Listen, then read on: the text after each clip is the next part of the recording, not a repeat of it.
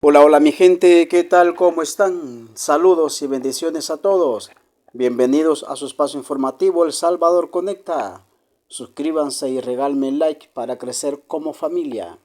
Señores, Félix Ulloa dejó temblando a la oposición, como también dejó temblando a constitucionalistas. El candidato a la vicepresidencia por el Partido de Nuevas Ideas dejó temblando a toda la oposición con un argumento realmente creíble, verdadero, sobre la reelección del presidente Nayib Bukele. Algo que va a afectar psicológicamente a la oposición en sus candidaturas es este argumento que ha utilizado Félix Ulloa para decirles: señores, ustedes no tienen argumentos para discutir. No existe oposición con deseos verdaderamente, con planteamientos reales para poder debatir de manera, tener un debate de altura. Es decir, Félix Ulloa totalmente los aplastó, los hizo ignorantes. No tienen planteamientos para debatir, no tienen argumentos para poder tener un debate de altura. Es lo que Félix Ulloa les dice a la oposición.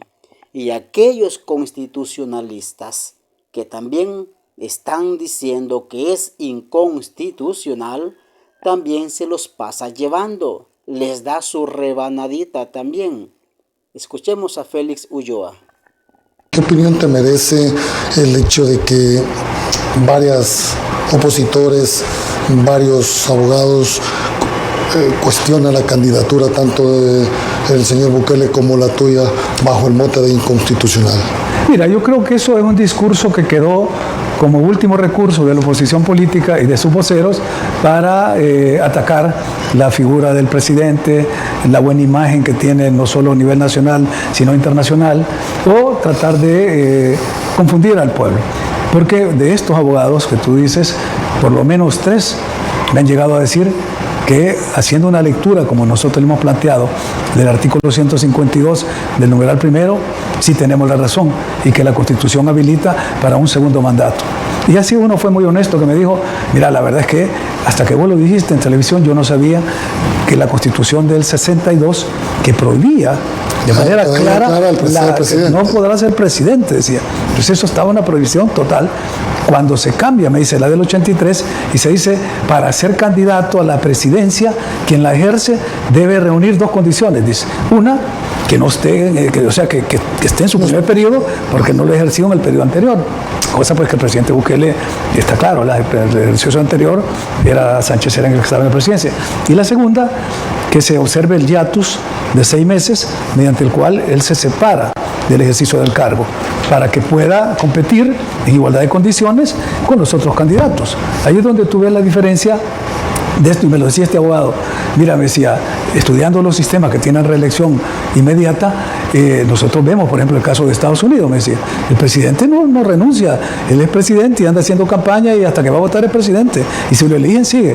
Aquí no, aquí el que ejerce la presidencia tiene que separarse. ¿Se cumple ese requisito de renunciarlo o pedir permiso 6 meses antes para estar en una igualdad? ¿No compiten los otros candidatos con un vicepresidente sin desempeño en funciones o con un presidente? Yo creo que la intención del legislador era eso, igualar la cancha. Es decir que todo el mundo pudiera competir en igualdad de condiciones. Ya la realidad te da otra lectura, pues, porque hasta ahora yo quisiera ver algunos candidatos que realmente pudieran ser interlocutores con los cuales debatir, pero tú encontrás un panorama desolado en la oposición, si no son algunas críticas, algunos insultos, o como esto de agarrar el caballito de batalla y decir que es inconstitucional, no tienen ninguna propuesta, no hay argumento, lo cual no es bueno para la democracia. A mí me gustaría que hubiera una oposición fuerte, bien estructurada, con planteamientos con los cuales pudiéramos confrontar.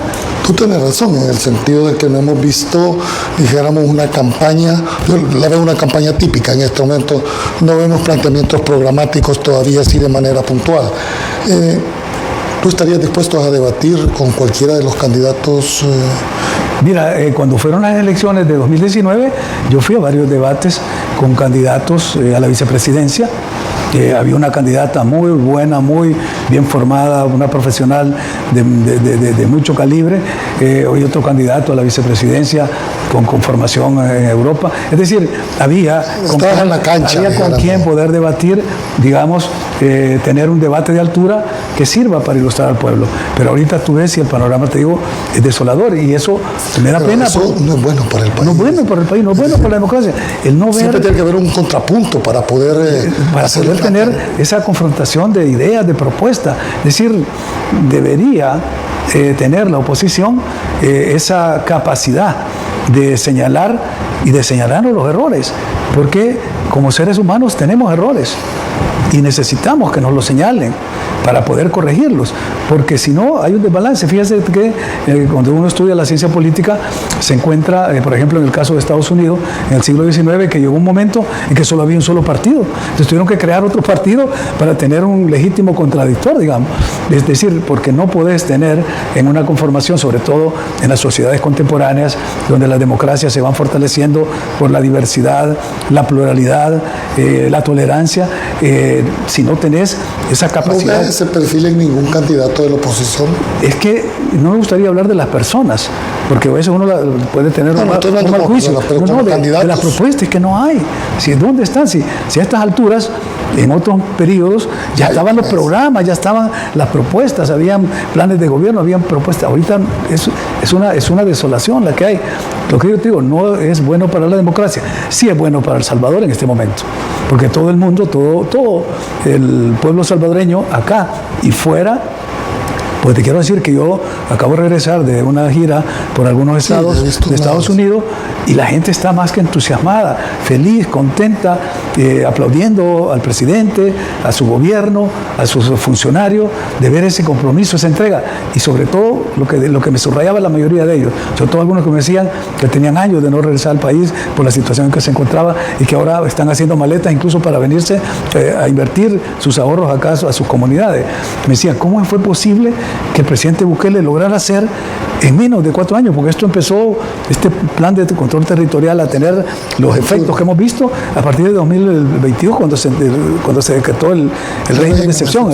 Entonces, a partir de ahí la gente empezó a creer lo que el presidente decía, porque anteriormente eran promesas y eran planes, y te acordás de la mano dura, la mano super mano dura, la mano amiga, pero eran medidas superficiales, porque no había la voluntad de resolver y no había el compromiso de defender al pueblo. Porque eso, solo me permite terminar eso, porque es un debate que yo he tenido también con algunos organismos internacionales, cuando dicen, ¿y cómo es posible que ustedes sigan teniendo 20 prórrogas al régimen de excepción?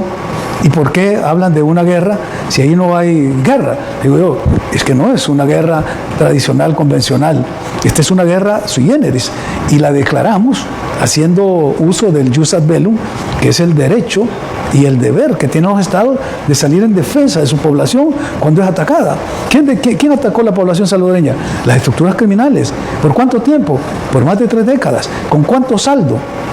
Con decenas de miles de asesinados. Si solo en los 2 últimos gobiernos del FMLN, en los últimos 10 años, son cifras del Instituto de Medicina Legal, hubieron 41,000 asesinados en los 2 gobiernos del FMLN.